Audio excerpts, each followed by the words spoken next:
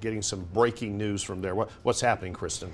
President Trump just posted on Truth Social that Charlie Kirk has died. Let's take a look at that right now. The great and even legendary Charlie Kirk is dead. No one understood or had the heart of the youth in the United States of America better than Charlie. He was loved and admired by all, especially me, and now he is no longer with us. Melania and my sympathies go out to his beautiful wife, Erica, and family. Charlie, we love you. I haven't seen any other confirmed reports, but this is the one from President Trump, a very powerful person and influential person in the United States, obviously, announcing a big announcement like this. We're continuing to watch these updates right now. I'm going to check the AP while we are still here. Okay, yeah, the AP just confirmed that one person was taken into custody, but not the shooter. They did apprehend somebody. We saw some video of a man in handcuffs, but then they just confirmed that that was not the suspected shooter. And we're getting word from Utah Valley University that the shooter is still on the loose. Okay, here is a tweet actually from UVU. They are saying the campus is closed, classes are canceled. Those on campus secure in place with police officers. They can escort you they can escort you safely around campus. I guess escort you off campus. So no suspect in custody right now. So it's kind of looking that way. That's why there's such a large police presence at UVU. Yeah, they say they're going protecting students. Yeah, going building to building now to escort everyone off campus. And the roads to campus are totally crowded. We were looking at the one entrance where Mike Stephen is, and there's no movement at all because there are so many cars parked at the entrance. But they're trying to get those students, again, police going building to building. Here's that live look. It's a UDOT camera right there. Yeah, so it looks at like the they're entrance. Definitely doing a sweep of the entire campus. They've sealed that off, and there's no way you can get on campus right now. So police are going to provide the escorts. So this whole situation has changed from when was initially reported that a suspect might have been taken into custody, but apparently that person just detained for questioning. Now, of course, the big news that just came out, the heart-wrenching news, President Trump posted on Truth Social that Charlie Kirk has died. No other sources have confirmed that at this point, but we assume that the president has been told. He's been updated on this situation this afternoon, and his good friend Charlie Kirk has passed away. Oh, the shocker is that this happened here in Utah at Utah Valley University just after noon. The rally, thousands were at an open air rally at the stadium there, the quad on Utah Valley University campus. Here's the video. Charlie Kirk was right under that tent on the bottom right part of the screen, and you can see thousands of people there for his tour, his American Comeback Tour.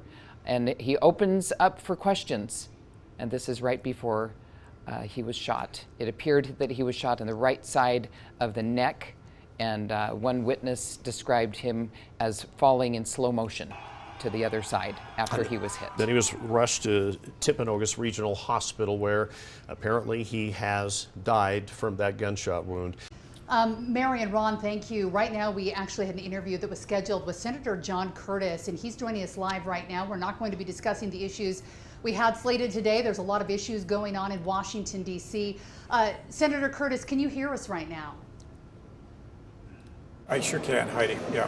Thanks for joining us. I was looking forward to our conversation today about a lot of the issues in Washington, budgets, but right now we're on the air with live breaking news about the shooting at UVU campus. My son and thousands of others were there live when this happened. Give me your reaction of what we're seeing today in our political climate and what happened here in Utah today.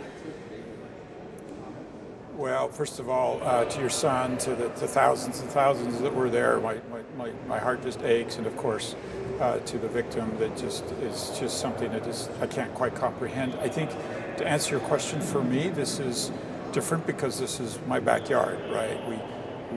We've seen these things happen around the country, and I always think, well, that will never happen to me. That'll never happen in Utah. When it happens so close to home, I think it has an impact that couldn't happen any other way. You are the former mayor of Provo. Like you said, Utah County is home to you. Utah Valley University, a growing university and the largest student body that we have here in the state of Utah right now. Charlie Kirk has had some people that have been saying that they didn't want him there, starting some petitions before he started these campus tours. But he goes to our campuses to have conversations with young people about politics, and they debate and have a conversation. Are you concerned that this is going to put a stop to conversations with our young people like this? Listen, it has to impact it, but we can't let it, on the other hand. I'm not going to lie, this is going to go through my mind, right, when I'm doing public events. But I think we all have to push past that and realize that we are better than this, and we have to have these conversations. This was a very important political conversation for Utah Valley, and one that we need to have, and there are many more out there. Conversations we need to have. We need to come to terms with our differences, but that we can't allow this to happen, and we can't allow this to stop us from having these conversations. As we're speaking right now, the Associated Press just pushed out information about the shooting, saying that Charlie Kirk is listed in critical condition. He's in the hospital in Utah County right now. Senator, we saw it's been more than a year, President Trump had an attempt on his life, not once but twice. The second possible shooter was in court today. Is there a way to break this cycle where we can get away as violence is the option if we disagree with someone? Listen, we must, and I re-express my commitment to address this in a way that de-escalates and not escalates this, but I think there's too many who are actually escalating this political angst, this violence that we're seeing. It's not who we are, and this is why this is so impactful to me. It's especially not who we are in Utah. After an event like this, mental health is going to be an issue for students on our campus that witnessed this. My son's saying that there was thousands of students there standing around the stage when this happened. There's also going to be calls for talking about the Second Amendment. Where does the conversation in your mind go from here? Well, I think the questions you've asked are the right questions to ask. We can have the conversations about mental health, we can have the conversations about firearms, but we really have to change the way that we're addressing and talking about issues and those that we disagree with. I think we probably all know families who have heated conversations at the dinner table that shouldn't be the type of conversations that we're having within families. Of course we can disagree, of course we can debate, of course we would argue, but the level of angst that's surfacing even within our own families and among friends is just a really bad place to be. Utah has had a difficult time over the last couple of weeks, a lot of trauma and tragedies we've been dealing with. Just a couple of weeks ago, we had 2 Tremont officers, Tremont and Garland, that were shot and killed in the line of duty, a third one who survived with the Box Elder County Sheriff's Office. You were able to honor them today. I'm sad that we're even talking about the fact that while we're honoring a tragedy that happened 2 weeks ago, we're talking about another today. So thank you for bringing that up, because I would hate for this to get lost in the news. Today I had this amazing honor of laying a wreath on this tomb of the unknown soldier, and what's so important is that we are honoring in Washington, D.C. not those just who die on battlefields across the globe, but those right at home, and it was just a tremendous honor for me. I spoke on that Senate floor and would not want that to get lost in the news of today. What do you want the Tremont and Garland communities to know? So listen, first of all, thank you to these 2 individuals who lost their life and their families, and all the officers, not just in that department, but across the state and across the country, who put their life at risk at all the time. And what I would want them to know is I'm going to do all I can to make sure we don't forget their sacrifice, and that we learn from it, and that we make ourselves stronger because of it. Senator John Curtis, thank you so much for joining us today. I'll let you have the final word here today. We'll save all the topics we had planned for another day when it feels a little more appropriate. Anything else you'd want people back in your district, back home, to know about? Yeah, listen, my heart goes out to Charlie. The fact that he's in critical condition actually gives me a little bit of hope that he'll be okay. I hope that he will.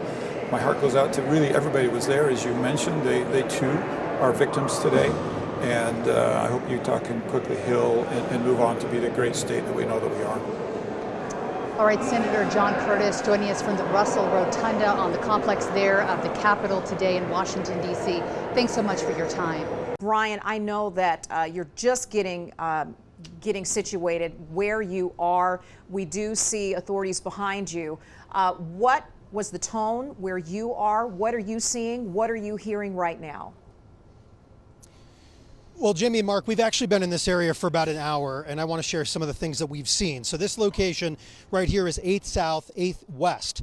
We're right on the corner with the Meeting House, the Church of Jesus Christ of Latter-day Saints, that just is right across the street from campus. And this area was very busy just about 15 minutes ago with SWAT and local officers that were combing cars, looking in windows, going into buildings, checking everything they could. And Mark, I heard you mention they may not know who this person is that they're looking for.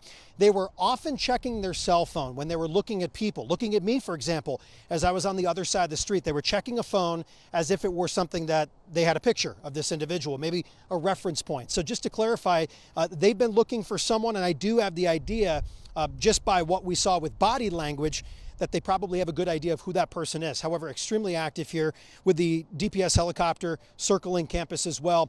I want to bring in Sam real quick. Sam just popped over here to the area as we were getting set up to talk to you. And Sam, you go to a local high school, you go to UCAS, and you were telling me there's a lot of high school students that were here today. What did you witness today? I was standing right outside the glass walls next in the food court, and everybody just started running in and screaming. The girls were crying. It was just insane. People were saying there was a shooter. Me and my friend, we were just like, holy cow, what is going on? We just ran out the back doors and just went back to school. And then everything got locked down. They're not letting kids leave right now. It's just crazy. Now, when did you hear about Charlie Kirk coming to campus, and why did you want to see him? My friend Derek, he actually sent me a reel on Instagram about Charlie Kirk coming about a week ago. And then my cousin recently was telling me about how he can get extra credit if you go and see Charlie Kirk at this event. And that was from a local high school, correct? Yeah, and it was from Skyridge, I know, was getting extra credit. And so I knew a bunch of like high schoolers that were going there, and everybody was coming down. And it was also Wolverine Wednesday, so there was pizza.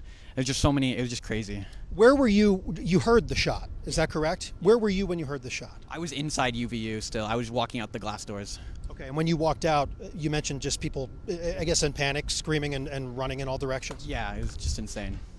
How are you processing what you saw? I mean, you've been walking around kind of milling about. There's a lot of students that are walking around milling about, but it's been a few hours now. How are you kind of recounting the day's events here and processing all of that internally? I'm still shaken. It's hard to process because I'm just sitting in class and they're like, oh my gosh, he's announced dead. He's died, and it's just insane. And then we're looking at these videos because there's videos of him being shot. It's just I feel like I'm still in shock right now. It's just insane. What did you want to hear from Charlie? You were excited to hear him speak, right? I don't know a lot about Charlie, but I was just interested in what other people were going to say to Charlie and what was going to happen. And something happened, which is just insane. Anything else you want to share with us today? Thanks for a few minutes, and glad you're okay. I don't know. I just feel like it was something that totally could have been stopped. They would have maybe checked bags or done something to protect him. And because they had cops above on the walkways. They had cops above on the walkways who were stopping what I assume people from throwing stuff down towards him. So I wonder why there wasn't any level of security taken to stop people around, like in front of him or anything like that. So you didn't see any true security measures other than maybe from afar, is that correct? Yeah, it was just, there was not a lot of cops there. I've seen more cops at UVU during sporting events than right now, this is the most amount of kids I've ever seen at UVU. Just insane. Thanks for coming over and talking. I'm glad you're okay, and thanks for a few minutes. Yeah. And I hope obviously you're able to process everything that took place here. It's very heavy. When you watch officers walk around campus here still, I mean, this is hours later, is there a level of fear for you, knowing that maybe they're still looking for somebody, or are you okay and just kind of going about your business? I thought we were fine until they said they got the wrong guy and he's still out, and now there's all these cops by my school, and I saw the SWAT team from our window. And I'm just thinking, oh my gosh, this is so much realer than I could have imagined. It's just insane. Anything else you want to add while I have you, Sam? I think that's everything, man. Thank you for your time. Yeah. Be safe. Get back to school. All that good stuff. Right to Brian at the university there. Brian, thanks so much for joining us, and we really do want your perspective, but you are talking to some of the kids there. Yeah, we have already. We've talked to some people who were there when the shots happened. One of them is Dallin Gilbertson. So what did you see when you were in the quad today as Charlie Kirk was making his presentation? Yeah, so I was probably third or fourth row and people were in front of me, so I could hear him, but I couldn't really see him very well. Then all of a sudden I hear one gunshot, and then everyone starts running, right? Because there's a gunshot. And I'm running, and then I escaped, thankfully, and I'm safe. But I did not see him personally. I did not see the gunshot. I did not see him go back because people were in front of me.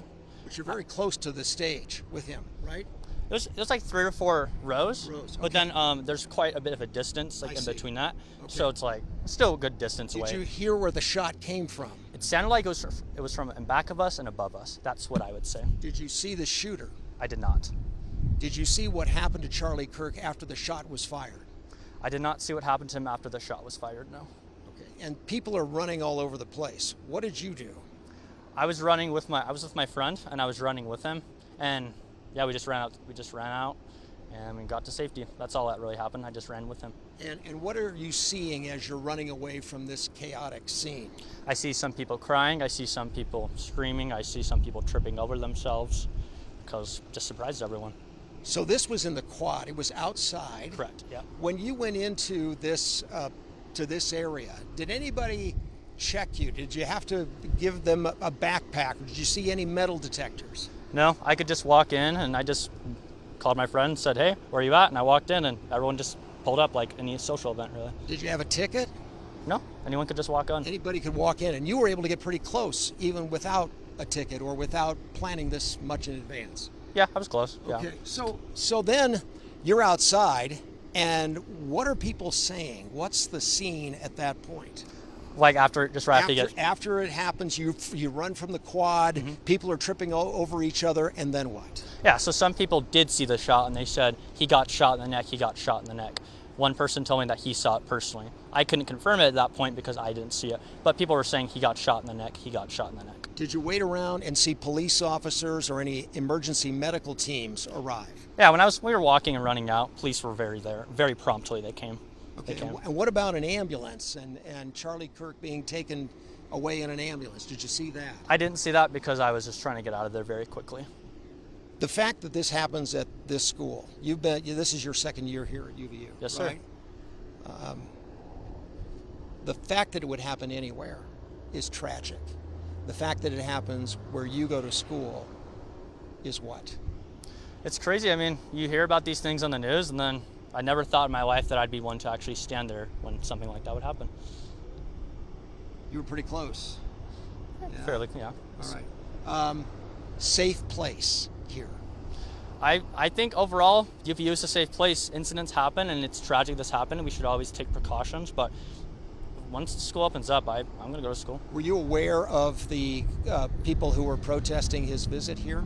I mean, I saw some people who certainly didn't like him, but I didn't expect, that, like a gunshot to go off. But I saw some people who disagreed with him. Yeah. Do you remember what he was talking about? What the debate was over when the shot happened? Yes. So a person approached him and they said, how many shootings are done by people who are transgender? And then he said, too many. And then the debate, I didn't remember all the debate after that, but they were debating about gun violence. And then 30 seconds after they start debating this, a gunshot goes off. So the first question is about how many shootings are done by trans people? It wasn't the first question. They were talking about something else before that, but that was a question. That was a question, and yeah. that was before the gunfire. Yeah, right as they start talking. And then Charlie Kirk is talking about gun violence in general. To be honest, I could only hear so much of it because the microphones weren't the best. Right. So after he said too much about shootings of people who are transgender, I couldn't really hear what was happening after that too well. It was just kind of like I just couldn't really hear it. So there's that. And then is the person that he's speaking with, because he does a lot of debating with college students, right? Mm-hmm. Is the person he's speaking with, engaging with him at that point, going back and forth? Yeah, I could hear a little back and forth. I couldn't hear specifically what was being said, but there was some back and forth, yeah. Frightening to you? In the moment, to be honest, I was just confused to what was going on. I was just like, wait, what's happening? So to be honest, my first emotions or feelings were just confusion. And that was what a lot of people were thinking? I would think so. I would think they were, just confused. Like no one expected this to just happen. Yeah. How quickly did the whole quad Immediately clear out? Once we heard that, everyone was just started. It was like instantaneous. Yeah. Okay. Did you see any police officers in the crowd just sort of standing watch earlier in the event? I did not see that, no. And when you went into the quad again, there was no checkpoint and there were no security or no police officers there either? There was no checkpoint, no. There was nothing that you could tell? And if there were police, I'm just saying that's what I didn't see. I don't know if there were or not. I didn't personally see any. All right, well, Dallin, thank you very much for speaking with us. We've talked to a number of people here who have been on campus or were at the event itself. I spoke to one man who is a candidate for office in a local community in Utah County. He said he did see the bullet strike Charlie Kirk because there was blood coming from Kirk's neck. This is according to this individual. After that, he's not sure exactly what happened because, as Dallin just told us, they cleared everybody out very, very quickly. So we also spoke to a woman here who recounted text messages that came out from the university very, very soon after the shooting, and it basically said, you got to get off campus. And she said there were police officers, professors, just anyone who had authority really trying to shepherd people away from campus, get them off campus, and that has happened. And we're not going any further than right here for the time being. We're on the south end of campus right now. We understand that police have a presence over on the ball fields. They want to talk to us over there. That's probably a mile and a half away, so we'll get there as soon as we can. But we've seen a stream of cars leave. We've talked to people who were there. This was a chilling scene, and as you heard just now from him, the question was about shootings by trans individuals, and then there was a question and maybe some exchanges about gun violence, perhaps gun control, we don't know, and then the shot was fired. So we are, as I mentioned, on the south end of the campus. We're going to try to get a little bit more information. We'll be back with you. For now, at UVU, Brian Malahi, KUTV2 News.